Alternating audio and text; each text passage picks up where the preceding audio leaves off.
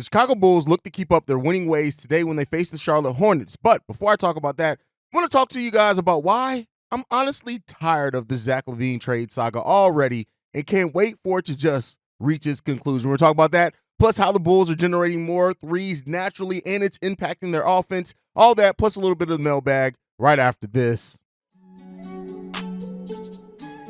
You are now tuned in to Chicago Bulls Central, your number one place for all Chicago Bulls news and content.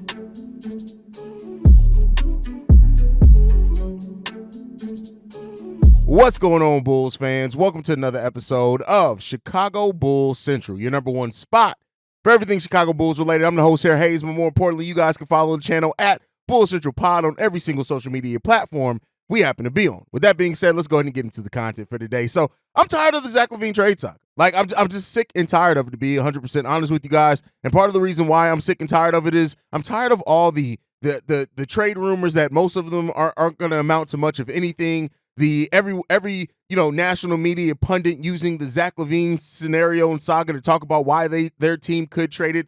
The bullcrap ass clickbait articles of this is the perfect trade that such and such team should make for Zach LaVine. Even the point of just saying that Zach LaVine has no trade value or market right now, which I can definitely understand the validity going into that. At the end of the day, I'm just tired of the crap. Right. And that does not mean, let me be clear, that does not mean that I'm holding any of this against the player. Well, as far as like how Zach LaVine's handled it since the trade thing, some of that I definitely, that does go to Zach. But overall, do I hate Zach as a player? No, I still like Zach LaVine quite a bit as a player. I do think in a team where he's not looked at to be the number one and a team that's kind of better suited to kind of overtake some of his liabilities and things like that, I think Zach could be a damn good player in this league. A perfect player? No.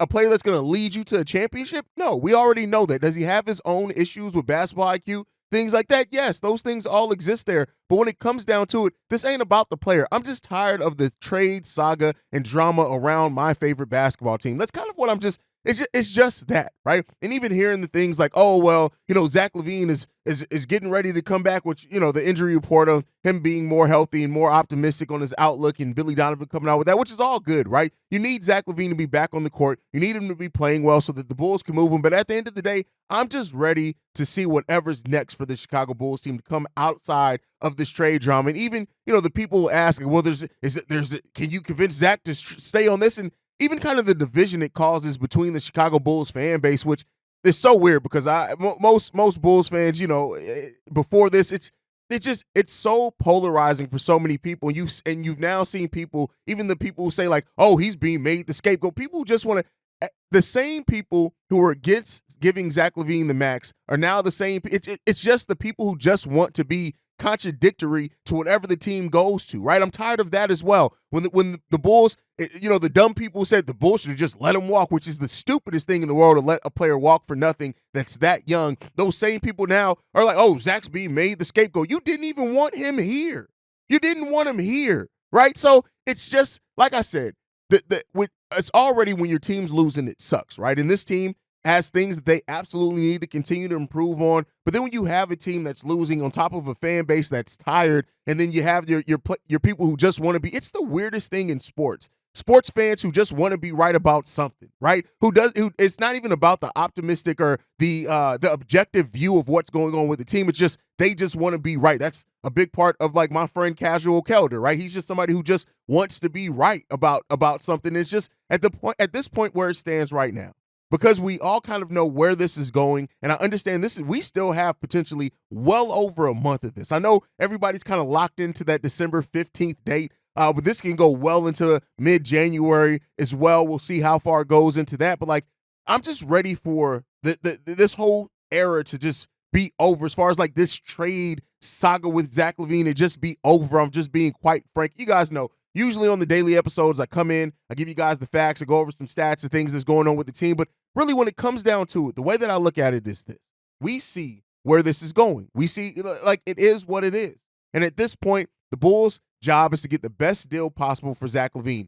yes, there are going to be more trade rumors. Yes, there are going to be more think pieces on what Zach LaVine isn't and isn't a player. There's going to be more think pieces, especially if the Bulls continue to play well on it. Was it Zach holding everybody back? And at the end of the day, there's so much that was going on with this team that now people trying to just blame it just on the Zach LaVine thing. Like, oh, it's just Zach. Like the voicemail from Kelder the other day, right? Oh, it's just Zach. He wasn't running. No, it's stupid, right? It's so much that was going on with this team. Now, yes, the teams look much better over the last few games. Now, let's hope that continues. We absolutely want to see the team play better. But when it just comes down to it, I'm just ready for this to be over so we can know what the next wave of this team is going to be. And that's what it really comes down to, at least for me. It just comes down to this simple thing. I'm ready for my team to have a direction. I'm ready for my team to, and even with that said, I know I've been telling you guys, for those that think that just because the Zach LaVine trade's coming, that means that everybody's going to be shipped off. I think a lot of you guys are going to be disappointed when the Zach LaVine trade happens, and that may be the only move we make this offseason. DeMar's probably going to stay. Vooch is probably going to stay, right? And I can't wait to see how Bulls fans react to that, because that's going to be the next wave of, I told you, shows. We should have just traded. Like, it just is what it is, but I'm just ready at this point to be focused on basketball, right? Whether it's winning or losing basketball, whatever it is, that's what it comes down to. While the countless trade ideas and trade machine screenshots and all of this, the perfect deal, this is what you can get offered. It's all fun, and I get it. Fans should be having their fun with this right now. I'm just ready to get back to the realistic part of, all right, what's this team? What pieces of this team are we focused on developing? How do we see these pieces, right? That's what I'm more so interested in and focused in. And the Zach LaVine trade drama, I'm kind of at the point now where I'm just over it. But you guys can let me know what you think down below. We're moving into the next topic for today. The Bulls have been generating more threes, right? We knew coming into this season that one of the things that the Bulls were going to try to do is shoot more threes. And while initially, as the season started, it seemed like we were just shooting more threes to take more threes, not hitting it really at a good percentage, the Chicago Bulls have now risen to 15th in the NBA in three-point attempts. And if you remember correctly, Billy Donovan wanted to get back to the mean, to basically being an average three-point shooting team in the NBA. And because of that, they've done it, right? They are averaging 4.5 more three-pointers per game, and we're in the 9th percentile in the league of offense generated by corner threes. And Billy Donovan said this: when guys are below the free throw line defensively, those are shots you have to shoot. They're not closing out from the free throw line to the three-point line quick enough. Guys that are above the free throw line, that are long and athletic, those are a bit different. But just to encourage guys, give guys confidence, like, look, you need to shoot the ball here. What are you doing? We're not getting a better shot than this from anyone on our team. Shoot the ball. And that's really what it comes down to. We all knew that, let's not say we all, but a big part of the Chicago Bulls, problems last season. Javon Carter said it coming in.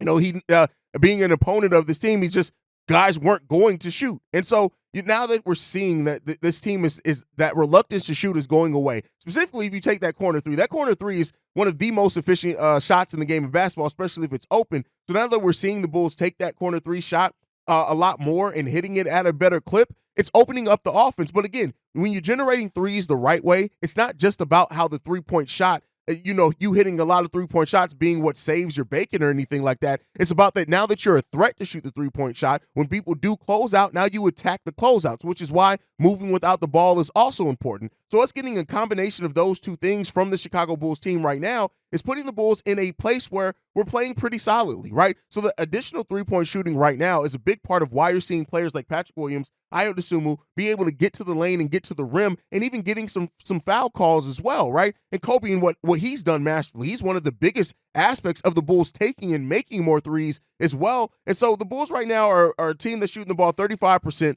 from the field, right? I mean, from the three-point line.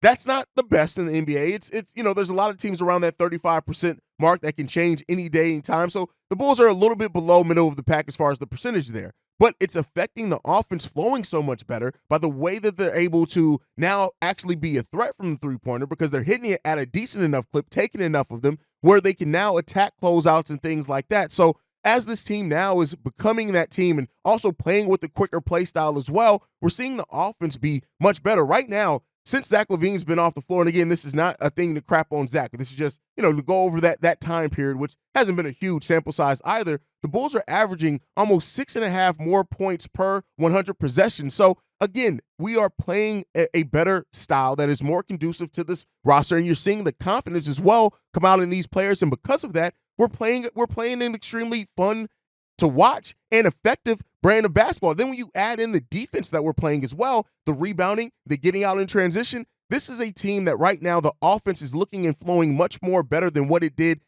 early in the season. And it takes time to adapt. Right now, of course, we've had players out. We got players like DeMar becoming more facilitators in this. I still want to see how Billy Donovan, especially tonight, is going to use Nikola Vucevic and DeMar DeRozan together to kind of get DeMar to be effective get Vuce to be effective while DeMar's on the court, especially while we're using DeMar as more of a facilitator at times. But I think ultimately what we're seeing from this Bulls team is a team that is adapting to a new play style. It's there. The statistics support it. We're playing at a faster pace. Right, but even then, we're not playing at an extremely high, faster pace. We're the way that we're going about it has been better, different, and it's been more effective. And so you're seeing this Bulls team be more effective, and that is a play style that is sustainable. The biggest question that you have to ask is, will they sustain it? Will they get back to doing the things that have kind of come, natural to them over time? I do think with Kobe White being a bigger factor and pinpoint of this offense, that could help change that, keep that momentum going. And if Patrick Williams keeps, playing well and how he's been stringing these games together as well, that helps. And so, Torrey Craig, Javon Carter playing well off the bench. Also, Ayo Dosunmu thriving in his role. You got Alex Caruso hitting the ball at being one of the best three-point shooters per percentage in the league so far.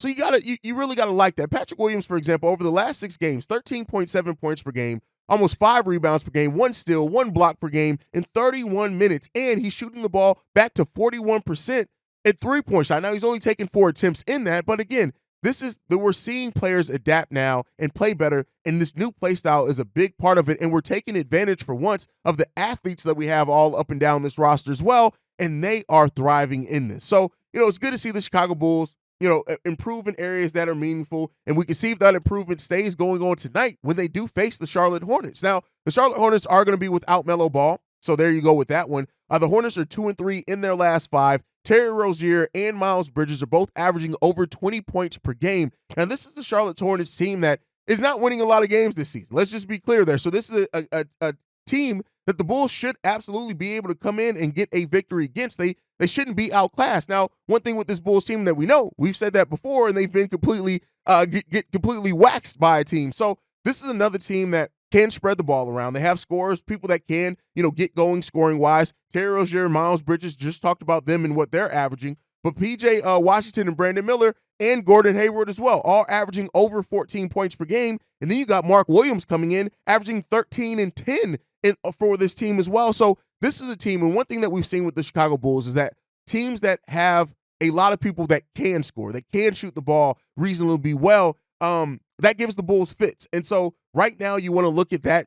Three-point shooting is something that we know that this Bulls team's been susceptible to. They have, players that are averaging 6. Terry Rozier, P.J. Washington, both averaging over 6 3-point attempts per game. Then you got Miles Bridges and Brandon Miller, both averaging over 4 per game themselves. So guarding that three-point line, keeping them off the boards as well. Mark Williams is a monster, and it'd be interesting to see how Nikola Vucevic is utilized against a player, a defensive young big like Mark Williams, who those type of bigs have given Vooch fits at times as well. So that's going to be important to see what Billy Donovan does to do that. But if this Bulls team can rebound, if they do force turnovers, and they get out in transition and attack this young, lengthy Charlotte Hornets team before the defense can set up, that can be something that definitely goes in the direction of positive for the Chicago Bulls. They just have to own those matchups. And so we got to see a team that comes in with that heart that they've been playing with, that it's been really fun to see this heart in the way that they've competed over here over the last few games for the Chicago Bulls. It's been really good to see that.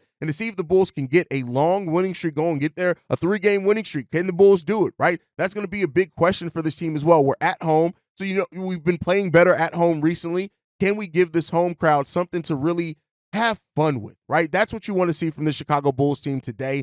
And I think that they can do it. And I'm really enjoying this team and what they've been showing. We'll see if we get this is a game where we may even see some of the young fella in Julian Phillips in this game, because I think when you look at his length and rebounding, the shot hasn't necessarily been the best, right? But when you look at those two things for him, those are things that definitely can, that we can use in this game for sure. So if the Bulls can take advantage of those things, they come in with the heart, they execute defensively, they got to be locked in defensively. You got to have that dog mentality defensively all throughout this game. Having Javon Carter, Torrey Craig, those veterans coming off the bench, and Andre Drummond. This is another game where I do think the physicality of Drummond is going to be important in this game.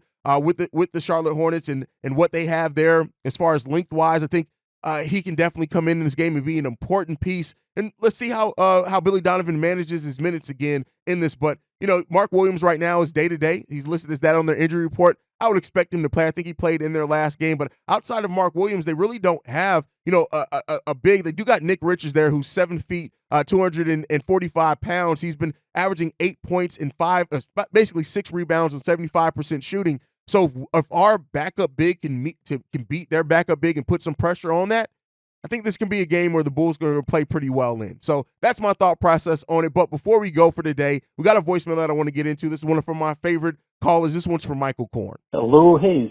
Michael Korn here. The silver lining in Zach's trade request is that both Kobe and Patrick Williams seem to have stepped it up. It's almost no longer that they have this albatross of deferring to Zach. Not having a big three means they no longer have to be submissive and can kick their games into high gear.